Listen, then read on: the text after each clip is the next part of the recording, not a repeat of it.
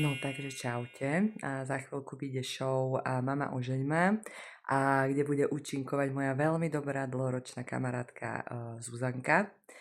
A my sme sa rozhodli, že teda na počesť toho, že vyjde táto show, tak sa staneme influencerkami aj my, pretože už všetci to dneska robia a tak prečo nie my, nie? Takže, takže idem vám teraz predstaviť moju kamarátku Zuzu.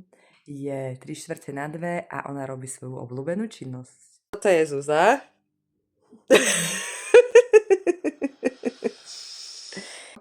Takže niečo nám povedzte o sebe.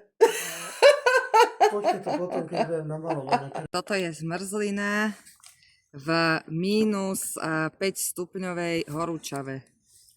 No my sme si povedali, že keďže náš kamarát, jeden nemenovaný, má 65 rokov a teda začal byť influencer, takže aj my budeme influencerky. To už bolo také nakopnutie, že naozaj už keď dôchodcovia toto robia, tak musíme sa to aj my naučiť aj robiť s Instagramom a tak ďalej. Stále nevieme, ako sa to robí. No neviem, či vás budeme baviť. Možno, že sa nájdu nejakí hejteri, ktorí povedia, že sme trapné, alebo proste jednoducho smiešné, ale viete, to je tak. Niekto ľúbi vypražaný sied, niekto ľúbi sviečkovú, niekto ľúbi suši. Prípadne budeme trapné, no a čo je na to? No, ale čo tu budeme dávať? No čo ja viem, no len tak, čo nás napadne zo života. A ja som bola ináč v jednej reality show, budete ma môcť vidieť. Kvôli tomu vlastne to aj ideme robiť, a hej. ak by mi náhodou pribudli sledovatelia, followery, jak sa dneska hovorí, dneska všetci slovensko-anglicky, Followers. tak som si povedala, že vyskúšam to aj ja, že prečo nie. Čo to je dneska za módu, že všetci rozprávajú slovensko-anglicky aj tých reality show, tak nepovedia napríklad, že mám s ním dobrú chémiu, s tým mužom, ale povedia, ja mám s ním taký dobrý vibe, ja to nefilujem. A bolo to strašne crazy. Jaké crazy? Však zábavné, ne? Však sme na Slovensku. Bláznivé. Čo to všetci proste takto pletete slovensko-anglicky, ale dobre, no však dneska chcú byť všetci Miami, Florida, Jay-Z, čo ja viem, to, no, chceme byť cool. No. Takže, milí moji, sledujte ma, Mama ožeň ma od 15. marca, ma budete môcť vidieť na TV Joj a ak ma začnete sledovať, tak budete môcť vidieť podobné, bláznivé, naozaj neštandardné, veľmi zaujímavé príspevky aj práve tohto typu. Takže zatiaľ sa majte krásne a píšte básne. Tak. Takže ja inak bývam v Dúbravke. Potom, keby ste sa snažili nájsť moju terasu a môj byt, tak je to Dúbravka. No a teraz varím špagety. To sme vlastne chceli aj urobiť, že volali Zuzu do bez servítky a ja som povedala, lebo ona sa pýtala, že nevie variť, že kto jej pomôže variť. A ja, že však ja ti pomôžem, ale mám podmienku, že uvaríme špagety s morkadelou. A určite to vyhrá.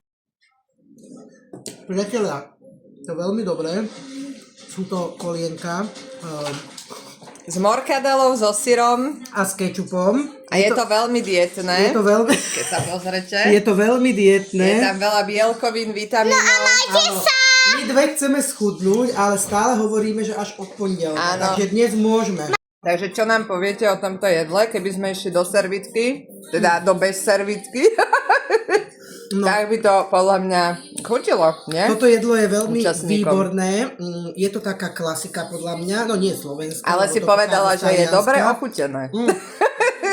Je to výtečný, veľmi dobre ochutené, ale ako dietné to nie je, hej, lebo je to plné sacharidov, lebo cestoviny sú sacharidy a tuky, sír, áno.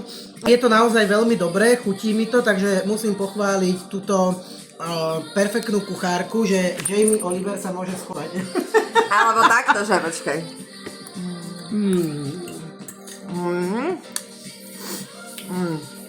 Food styling dobrý. Veľmi dobre vychutené. Toto jedlo je naozaj dobré. Tak, pozdravujem kuchára. Takže hodnotíme 11 z 10. Vyzerá obyčajný deň, ako je nedeľa.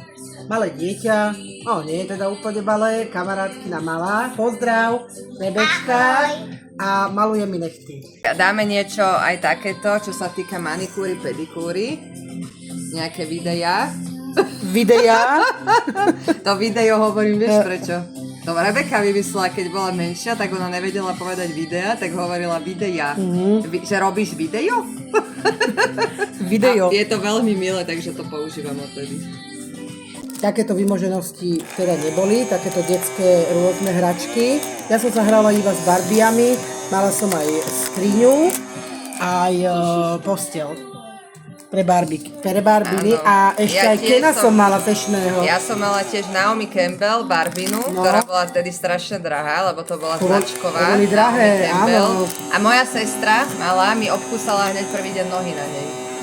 Áno. Áno, si tam zuby pekne ostrila, alebo čo, takže som jej veľmi... Barbinu? Za to, dodnes som jej vďačná za to, že mi obkúsala Naomi Campbell Barbinu.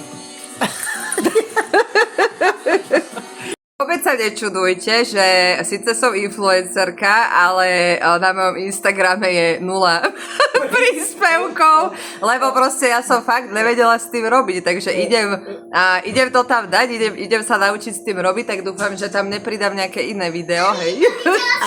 Ja som chcela povedať, že Heňa je influencerka, ale taká v utajení. Takže nechty sú hotové, takže dáme takto, keby ste mali záujem. Priateľa, nemohla by som chodiť s takýmito nechtami? Však sú také 20 živé eur to stojí. a pestré a urobila to a nalakovala mi ich poloinfluencerka Rebeka. Ketom! A ona to tam nájde. Ešte ukáž nechty. Takže takéto nechty, priatelia, keby ste mali záujem, 20 eur. Takže, babi, influencerky, ja vám radím. Takéto nechty si dávajte a budete mať nie, že 100 000 sledovateľov, ale 200 000. Áno, Lebo toto je... takéto nechty vám budú zarábať. 1000!